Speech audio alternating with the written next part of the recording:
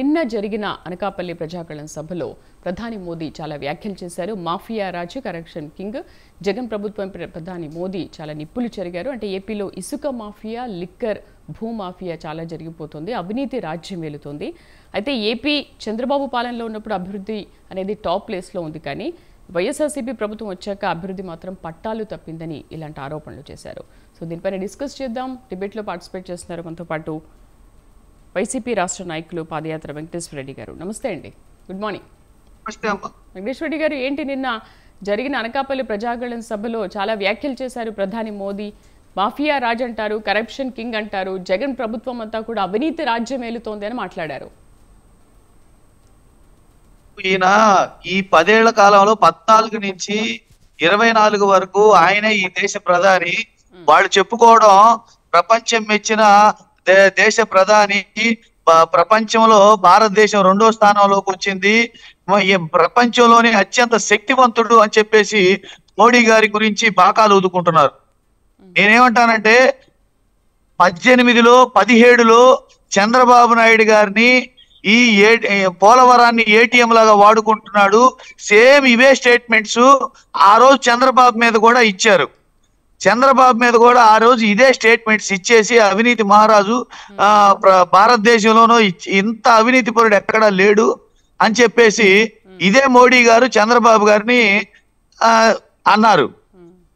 మరి ఈ 10 ఏళ్ల పాటు అధికారంలో ఉండి, సూపర్ పవర్ లో ఉండి, మీరు ఏది చెబితే అది జరిగే శాసించే స్థాయిలో, ప్రపంచాన్ని శాసించే స్థాయిలో అత్యంత శక్తివంతంగా ఉన్న మీరు మరి ఇప్పుడు చంద్రబాబు గారితో పొత్తు కలిశారంటే ఏంటి ఉద్దేశం? మీ ఉద్దేశం మీకు వాటాలు కుదిరినాయా, లేకపోతే అతన్ని ఏమీ చేయలేకపోయారా, లేదు ఆ రోజు మీరు చెప్పినవి అబద్ధాలా? ఈ మూడిట్లో ఏదో ఒకటి మీరు ఫస్ట్ తేల్చి చెప్పాలా. ఇక మేము అవినీతి చేశామని చెప్పేసి మా పార్టీని, మా పార్టీ అధినేతని, ఇప్పుడున్న ఆంధ్రప్రదేశ్ రాష్ట్రాన్ని ప్రతిసారి వచ్చి మాట్లాడుతున్నారు. మీరు 10 ఏళ్ల పాటు సూపర్ పవర్ లో ఉన్న మీరు ఏ చర్యలు తీసుకోకుండా గుడ్డి కుర్రానికి పళ్ళు ఏమైనా తోముతున్నారా? మీరు భారతదేశంలో అధినేత కదా, ఈ దేశాన్ని మొత్తాన్ని పరిపాలించేది మీరే కదా. పరిపాలించినప్పుడు ఒక రాష్ట్రంలో ఒక ప్రాంతీయ పార్టీ అధినేత, ఒక రాష్ట్ర ముఖ్యమంత్రి తప్పు చేస్తే చర్యలు తీసుకునే మెకానిజం మీ దగ్గర లేదా? ఆ పవర్ మీ దగ్గర లేదా? అంటే ఎన్నికల ప్రచారంలో ఏది పడితే అది మాట్లాడి, డొల్లుపుచ్చకాయ మాటలు మాట్లాడి, ఏది పడితే అది మాట్లాడితే ఆంధ్రప్రదేశ్ ప్రజలు అమాయకులు అనుకుంటున్నారా? మీరు ఏది చెబితే అది వినడానికి ఆంధ్రప్రదేశ్ ప్రజలు విజ్ఞానవంతులు, విఘ్నులు, విశ్వాసవంతులు, ఎన్ని రకాలుగా భారతదేశంలోనే అగ్రగామిగా తెలివితేటలో ముందున్న వాళ్ళు ఆంధ్రప్రదేశ్ ప్రజలు. మీరు చెప్పే డొల్లుపుచ్చకాయ మాటలు, శుద్ధ అబద్ధాలు మానుకుంటే మంచిది. ఉన్నత స్థాయిలో ఉన్న మీరు అబద్ధాలు చెప్పడం, రాజకీయాల కోసం అబద్ధాలు చెప్పడం చాలా తప్పుడు విధానం. ఈ తప్పుడు విధానాలు మానుకోవాలి. మానుకొని వాస్తవాలు వెలికి తీయండి. మీరే కదా భారతదేశంలో కల్లా ఆంధ్రప్రదేశ్ విద్యా వసతుల్లో ముందున్నది, వ్యవసాయ ఉత్పత్తుల్లో ముందున్నది, జీడిపిలో ముందున్నది అని చెప్పి ర్యాంకులు ఇచ్చింది మీరే కదా. ర్యాంకులు ఇచ్చింది. ఈ 4 నెలల్లో పొత్తు కుదిరినంత మాత్రాన మీ మాటలు శుద్ధ అబద్ధాలు. ఆ రోజు చెప్పినవి అబద్ధాలా, ఈ రోజు చెప్తున్నవి అబద్ధాలా? చెప్పాలి మీరే. 10 ఏళ్ల పాటు అధికారంలో ఉండి మళ్ళీ రైల్వే జోన్ గురించి ఇప్పుడు మాట్లాడుతున్నారు సిగ్గు లేకుండా. మళ్ళీ 10 ఏళ్ల పాటు అధికారంలో ఉండి పోలవరం గురించి ఇప్పుడు మాట్లాడుతున్నారు సిగ్గు లేకుండా. 10 ఏళ్ల పాటు అధికారంలో ఉండి రాజధాని గురించి ఇప్పుడు మాట్లాడుతున్నారు సిగ్గు లేకుండా. ఈ 10 ఏళ్ల కాలంలో మీరు ఏం చేశారు? ఎందుకు పోలవరం కట్టలేదు? ఎందుకు రైల్వే జోన్ ఇవ్వలేదు? ఎందుకు రాజధాని కట్టలేదంటే మీ దగ్గర ఉన్న సమాధానం ఏంటి? ఇవి నిర్మించాల్సింది కేంద్రమే కదా, కేంద్రం చట్టంలో ఉన్నవే కదా. ఎందుకు మీరు ఆంధ్రప్రదేశ్కి రెవెన్యూ లేటు డబ్బులు ఇవ్వలేదు? ఎందుకు ఆంధ్రప్రదేశ్ కు తెలంగాణ నుంచి రావాల్సిన డబ్బు? కానీ వాళ్ళు ఏమంటున్నారంటే మేము ఇప్పటికే చాలా డబ్బులు ఇచ్చాం పోలవరానికి, ఇంకో దానికి, కానీ మేము ఇచ్చిన డబ్బుల్ని మీరు మీ సొంత అవసరాలకు వాడుకుంటున్నారని చెప్పేసి మొన్న కూడా మాట్లాడారు కదా. అంటే మీ దగ్గర ఇప్పుడు మేము మిస్యూజ్ చేస్తే మీ దగ్గర చర్యలు తీసుకోవడానికి ఏం మెకానిజం లేదా భారతదేశంలో? ఎందుకు చర్యలు తీసుకోలేదు? ఎందుకు చర్యలు తీసుకోలేదు? భారతదేశంలో తప్పుడు మాటలు వేదికల మీద మాట్లాడే బదులు ఒక పెన్నుతో చర్య తీసుకోవచ్చు కదా. మేము తప్పుడుగా ప్రవర్తించి ఉంటే ఎందుకు చర్యలు తీసుకోలేకపోతున్నారు? అప్పుడు తీసుకోలేకపోతున్నారు, ఇప్పుడు తీసుకోలేకపోతున్నారు. ఇక్కడ నేనేమంటానంటే, భారతదేశంలో చట్టంలో అమలు పరిచిన, అన్యాయంగా విభజించిన ఆంధ్రప్రదేశ్ రాష్ట్రానికి చట్టంలో పొందుపరిచినవన్నీ ఎందుకు మీరు ఇవ్వలేకపోయారు? 10 ఏళ్ల కాలం మీకు సరిపోలేదా? తెలంగాణ నుంచి మాకు రావాల్సిన రెవెన్యూ డబ్బులు ఇవ్వలేకపోయారు. మాకున్న రెవెన్యూ లోటుని ఇవ్వలేకపోయారు. మాకు రావాల్సిన చట్టంలో పొందుపరిచిన నిధులు ఇవ్వలేకపోయారు. పోలవరానికి కావాల్సిన నిధులు ఇవ్వలేకపోయారు. పోలవరానికి కావాల్సిన ప్యాకేజ్ వెంకటేశ్వర గారు అన్ని ఇస్తున్నారు. రైల్వే జోన్ కేటాయించాము, దానికి కావాల్సిన భూమి మీరు ఇవ్వలేదు. అండ్ వైసీపీ ప్రభుత్వం అందుకు అవసరమైన భూమిని కూడా ఇవ్వలేదు. కేంద్రం భారీగా ఇళ్లు కేటాయించినా కానీ వైసీపీ ప్రభుత్వం దాన్ని నిర్మించలేదు అంటున్నారు కదా. అంటే మేము చేయాల్సినవన్నీ మా కేంద్రం నుంచి మేము చేయాల్సిన సపోర్ట్ అంతా చేస్తున్నాం, కానీ రాష్ట్ర ప్రభుత్వం దానికి సపోర్ట్ చేయట్లేదు. మేము ఏది ఇచ్చినా కూడా వాళ్లే దాన్ని అమలు పరచట్లేదు అని అంటున్నారు. అదే సరే, మేము ఈ 19 నుంచి 24 వరకు మేము సపోర్ట్ చేయలేదు అనుకుందాం. 14 నుంచి 19 వరకు ఎవరున్నారమ్మా? 14 నుంచి 19 వరకు ఎవరున్నారు? మరి ఎప్పుడు ఎందుకు సపోర్ట్ చేయలేదని అతన్ని అడిగారా? పోనీ ఇప్పుడు ఎందుకు పొత్తు కలుపుకున్నారు? ఆ రోజు ఎందుకు విమర్శించారు? ఈ రోజు ఎందుకు పొత్తు కలుపుకున్నారు? ఇక్కడ తప్పుడు విధానం ఎవరి దగ్గర ఉంది? అప్పుడు 5 ఏళ్ల పరిపాలన ఉంది కదా. 5 ఏళ్ల పరిపాలనలో ఇదే ఎన్డీఏ ప్రభుత్వం పరిపాలించింది కదా. ఏం సహకరించలేదని మా మీద నిందలేయటం తప్పితే మీరెందుకు పూర్తి చేయలేదంటున్నాం. ఇవన్నీ ఏంటంటే డొల్లు పుచ్చకాయ మాటలు, ఎన్నికల కోసం మాటలు, రాజకీయాల కోసం మాటలు, ఓట్లు తండుకోవడం కోసం మాటలు, మళ్ళీ ఆంధ్రప్రదేశ్ ప్రజల్ని మోసం చేయడం కోసం మాట్లాడే మాటలు. మీరు ఫస్ట్ అప్పుడు మాట్లాడేవి నిజాలా, ఇప్పుడు మాట్లాడేవి నిజాలా? ఒక పక్క మోడీ గారు అదే వేదిక మీద కూర్చొని రోడ్ల కోసం కొన్ని వేల నిధులు కేటాయించాం, రోడ్లు కొన్ని వేల కిలోమీటర్లు నిర్మించాం అని చెప్పేసి మోడీ గారు చెప్తారు. మరి చంద్రబాబు గారు ఏమో ఆంధ్రప్రదేశ్లో రోడ్లు అధ్వానంగా ఉన్నాయి, ఎక్కడ చూసినా కుంతల మయం అని చెప్తారు. ఏది నిజమమ్మా? ఏది నిజం? చంద్రబాబు గారు చెప్పేది ప్రజలు నమ్మాలా, మోడీ గారు చెప్పేది ప్రజలు నమ్మాలా? మీరే చెప్పాలి. ఆంధ్రప్రదేశ్లో అసలు రోడ్లు ఎట్లా ఉన్నాయి మీరే చెప్పాలి. మీకు బాగా తెలుసు అది. నిజంగా చెప్పండి, అసలు నిజంగా ఆంధ్రప్రదేశ్లో రోడ్లు అనేవి బాగున్నాయా? ఇప్పటి వరకు రోడ్ల విస్తరణ ఏమైనా చేపట్టారా? రోడ్ల విస్తరణ విషయంలో ఆంధ్రప్రదేశ్ ప్రభుత్వం, స్టేట్ గవర్నమెంట్ ఇవ్వాల్సిన నిధులు 14 నుంచి 19 వరకు చంద్రబాబు నాయుడు గారు వేసిన రోడ్ల కంటే 3000 కిలోమీటర్ల అదనంగా మేము రోడ్లు వేసాం. కావాలంటే మీరు చెక్ చేసుకోండి. వాళ్ళు ఓరలుగా రోడ్లన్నీ గుంతలు, రోడ్లన్నీ గుంతలు, రోడ్లన్నీ గుంతలు అని చెప్పేసి ఒక గ్లోబల్ ప్రచారం చేస్తున్నారు. నేనేమంటానంటే, ఎక్కడ ఏ ప్రాంతంలో ఏ ఊరి నుంచి ఏ ఊరి మధ్యలో రోడ్డు బాగలేదో స్పెసిఫిక్ గా చెప్పాలి. స్పెసిఫిక్ గా చెప్పాలి.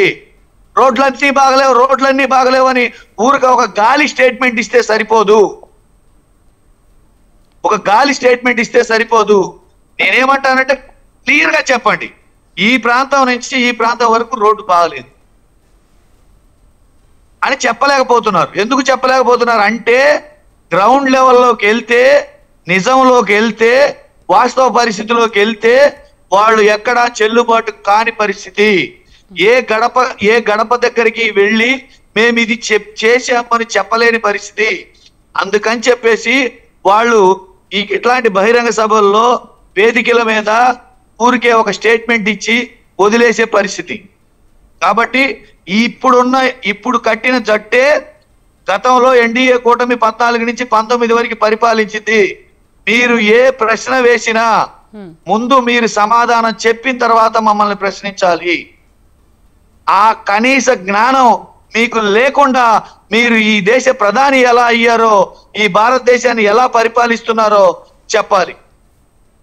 రైట్, మళ్ళీ మాట్లాడదాం వెంకటేశ్వర రెడ్డి గారు. కూటమి మాత్రం 160 సీట్లు 25 పార్లమెంట్ ఎంపీ సీట్లు గెలుచుకుంటామని ఖచ్చితంగా చెప్తోంది. మరి మీరేమో 175కి 175, అటు 25కి 25 గెలుచుకుంటామని మీరు చెప్తున్నారు. మరి ఏంటి, ఏ నమ్మకంతో 175 అంటున్నారు మీరు?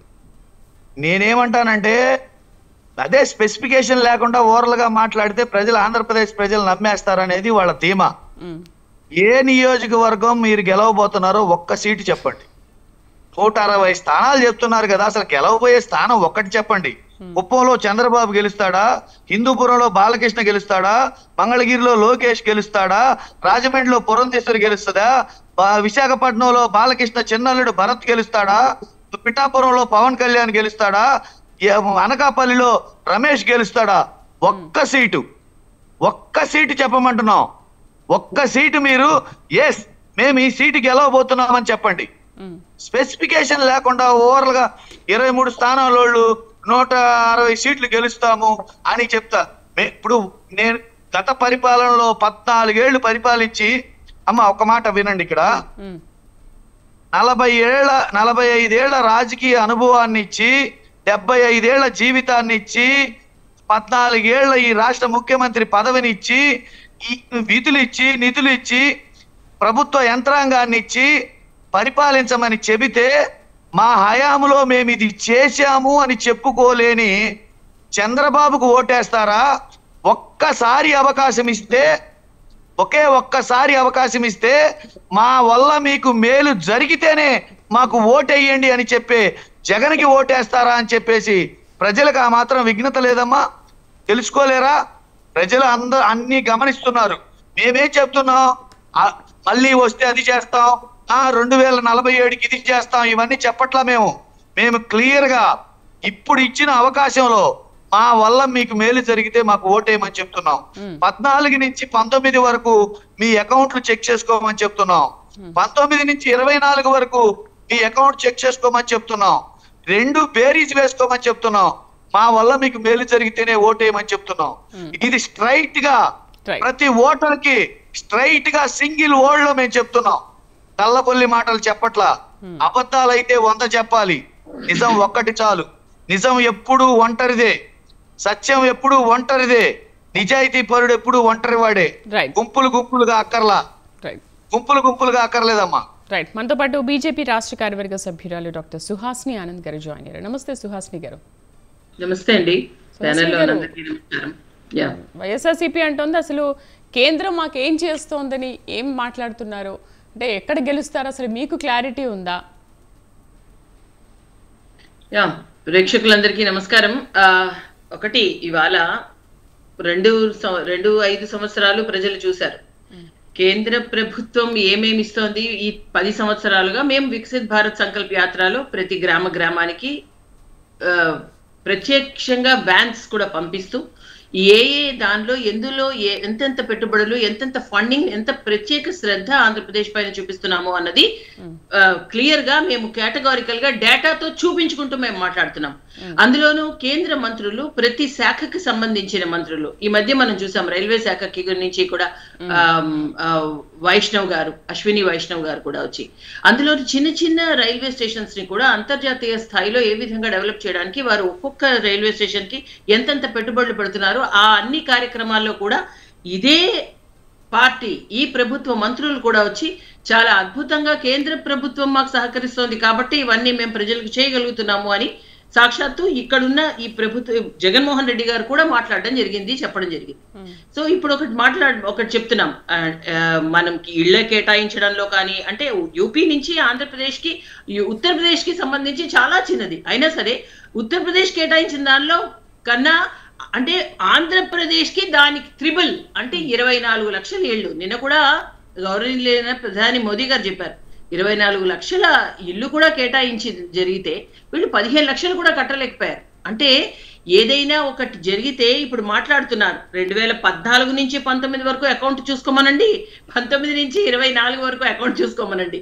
అంటే వీళ్ళు వేసే ఈ 3000 4000 డబ్బులు చూసి ఓట్లేస్తారనే భ్రమలో వీళ్ళు బతికారు కాబట్టి ఇంతవరకు అదేదో సంక్షేమం అనుకుంటూ అది ప్రజల నుంచి వాళ్ళు ఓటు అడగకుండానే వేసేస్తారేమో అని అనుకుంటున్నారు. కానీ అది కాదండి.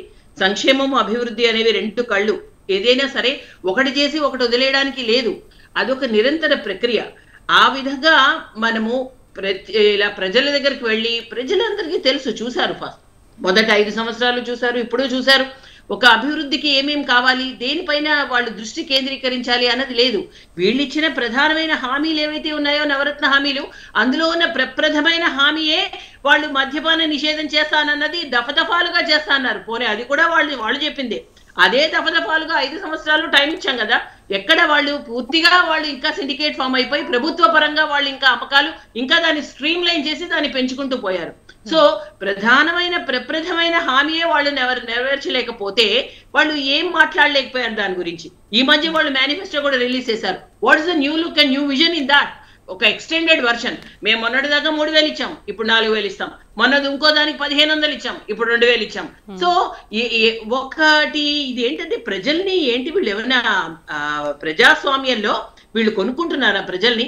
వీళ్ళకి ఇచ్చిన అధికారం ఎందుకు? ప్రజాప్రతినిధులుగా ఉన్నారు అంటే దానికి వాళ్ళు ఒక 5 సంవత్సరాలు వాళ్ళని ప్రజలు వాళ్ళు నిలబెట్టారు అంటే అసెంబ్లీలో వాళ్ళు దానికి ఏ డిపార్ట్మెంట్ లో దేని ద్వారా వాళ్ళు ఎక్కడెక్కడి నుంచి ఏవి నిధులు తెచ్చుకోవాలో దానిపైన దృష్టి సారించి ఆ అభివృద్ధిగా వాళ్ళు కనుక ప్రజలకు చూపించగలిగినట్లయితే ఏమీ అడగక్కర్లేదు, ఇంత శ్రమ అక్కర్లేదు. దానికి ఎగ్జాంపుల్ కేంద్రంలో భారతీయ జనతా పార్టీ మళ్ళీ 3వ సారి అత్యధిక మెజారిటీతో రాబోతోంది అన్నదే దానికి నిదర్శనం. ఎందుకంటే అబ్కి బార్ 400 పార్ అన్నది మేము ఎందుకు ఇంత గట్టిగా నినదిస్తున్నాము అంటే 14 వరకు ఎంత కుళ్ళిపోయిందో, కాంగ్రెస్ చేసిన పరిపాలన 55 సంవత్సరాల్లో ఎంత కుళ్ళిపోయిందో మనం చూసాం. కానీ అప్పుడున్న భారతదేశం వేరు, ఇప్పుడున్న భారతదేశం వేరు. కానీ మేము చేస్తున్నాం, కానీ మేము ఎంతకన్నా ఇక్కడ మనకి సోర్సెస్ లేవు, ఫండ్స్ లేవు, మా దగ్గర ఈ దేశంలో పరిస్థితులు ఇలా ఉన్నాయి అని చెప్పుకుంటూ వెళ్ళామా? కానీ మన ఒక లీడర్షిప్ క్వాలిటీ అంటే ఏంటి? మన దేశంలో ఉన్న వనరులతో, మన దేశంలో ఉన్న వాటితో ఎంత best, how the best we made use of it, అది ఇంపార్టెంట్. అది ప్రజలకు ఏ విధంగా మనం ఇచ్చాము అని. మేము చేస్తున్నాం సంక్షేమం, కొన్ని పథకాలు మేము పెట్టాం, కానీ పథకాలతో పాటు ఒక అభివృద్ధి దిశగా ఏ విధంగా వెళ్తుంది? అగ్రరాజ్యాలతో పోటీ పడుతూ మన దేశాన్ని ఎంతవరకు ముందుకు పెట్టారు? ఆర్థిక వ్యవస్థ బలమైన ఆర్థిక వ్యవస్థగా 10 నుంచి 5 వరకు వచ్చేసింది. ఇప్పుడు we're just head towards 3rd place. అంటే ఎక్కడో ఉన్న అంటే 2 ట్రిలియన్ ఎకానమీని ఇప్పుడు 5 ట్రిలియన్ ఎకానమీకి తెస్తూ 7 ట్రిలియన్ ఎకానమీకి కూడా మనం ఎదురుకెళ్తున్నాం. యూపీఐ ఎంత ఫాస్ట్ గా 20 రూపాయలు కూడా ఈ రోజు మనం ఫోన్ పే లాంటి ఇలాంటి వాటిల్లో మనం పే చేసుకుంటున్నాం. అంటే రూరల్ అన్నది గ్రామీణ భారతం చాలా మార్పు చెందిందండి. ఈ రోజు 25 కోట్ల మంది పేదలు దారిద్ర్య రేఖని దాటారు. అదొకటి. తర్వాత అతి పెద్ద మహమ్మారి మన దేశాన్నే ముందు ఎఫెక్ట్ అవుతుంది అని అటు అమెరికా, ఇటు రష్యా, A1 కంట్రీస్ కూడా చెప్పారు. కానీ ఇన్ని రకాల ఛాలెంజెస్ అండి. ఎందుకు చెప్తున్నానంటే, ప్రజల వద్దకి మనం ఓటుకు వెళ్ళాము అంటే కేవలం మీ అకౌంట్ చూసుకోండి, దాన్ని బట్టి ఓటేయండి కాదండి.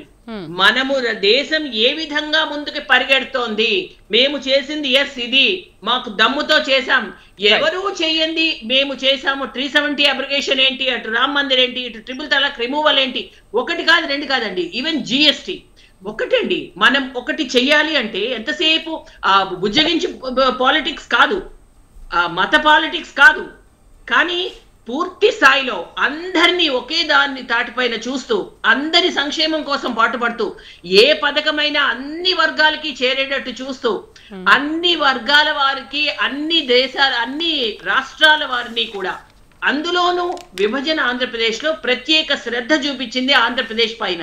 సో ఖచ్చితంగా ఆంధ్రప్రదేశ్ ప్రజలు సరే. ఇప్పుడు వైఎస్ఆర్సీపీ ఏమంటుందంటే, ఓకే మీరు మరి ఆయన ప్రభుత్వ హయాంలో ఉన్నప్పుడు 2014 నుంచి 19 వరకు ఉన్నప్పుడు మీరెందుకు ఆయనకి సపోర్ట్ చేసి అభివృద్ధి చేయలేదని మాట్లాడుతున్నారు. సో ప్రధాని కూడా మాట్లాడారు అప్పట్లో, అసలు బాబు ఉన్నప్పుడు ఎటువంటి అభివృద్ధి కనిపించడం లేదు అని. బట్ నిన్న మాట్లాడిన మాటలు ఏంటంటే, బాబు ఉన్నప్పుడు అసలు ఏపీ ఒక టాప్ పొజిషన్లో ఉండేది, అభివృద్ధిలో కూడా టాప్లో ఉండేదని మాట్లాడారు. అప్పుడు మీరే విమర్శించారు, ఇప్పుడు మీరే మాట్లాడుతున్నారు కదా ఆయన గురించి. దీని గురించి సుహాసిని గారు మాట్లాడండి. అంటే మీరు చంద్రబాబు హయాంలో ఉన్నప్పుడు ఒక్క అభివృద్ధి కూడా జరగలేదు, జరిగిందని చెప్తున్నారు. బట్ మీరేం చేశారు? మీరు ప్రభుత్వ హయాంలో ఉన్నప్పుడు ఏమీ చేయలేదు కదా. బట్ అప్పుడు అలా అన్న ఆయన ఇప్పుడు ఇలా ఎందుకు ఇలా విమర్శించారన్న వ్యాఖ్యలు కూడా వినిపిస్తున్నాయి కదా.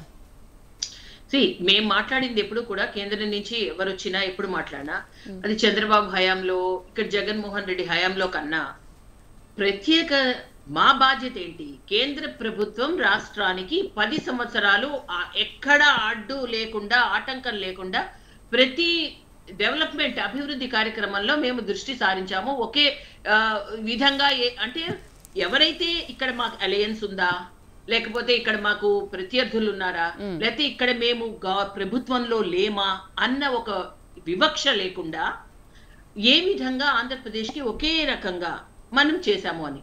సరే, ఇక్కడ చంద్రబాబు నాయుడు గారు గతంలో మొదటి 5 సంవత్సరాల్లో చాలా వరకు వారు మాతో సహకరించి ప్రతిదీ కూడా, అంటే ఈ విధంగా ప్రత్యేక హోదా వల్ల మనకి ఇక్కడ ఏమీ ఉపయోగం లేదు, ఎక్కడైనా సరే మన ఆంధ్రప్రదేశ్ తొందరగా డెవలప్ అవ్వాలి అంటే మన ఉత్తర ఈశాన్య దేశాన్ని చూసాము, అవన్నీ కూడా చాలా కాలం నుంచి స్పెషల్ స్టేటస్ లో ఉన్నాయి, కానీ వారికి ఏం ఒరిగింది లేదు.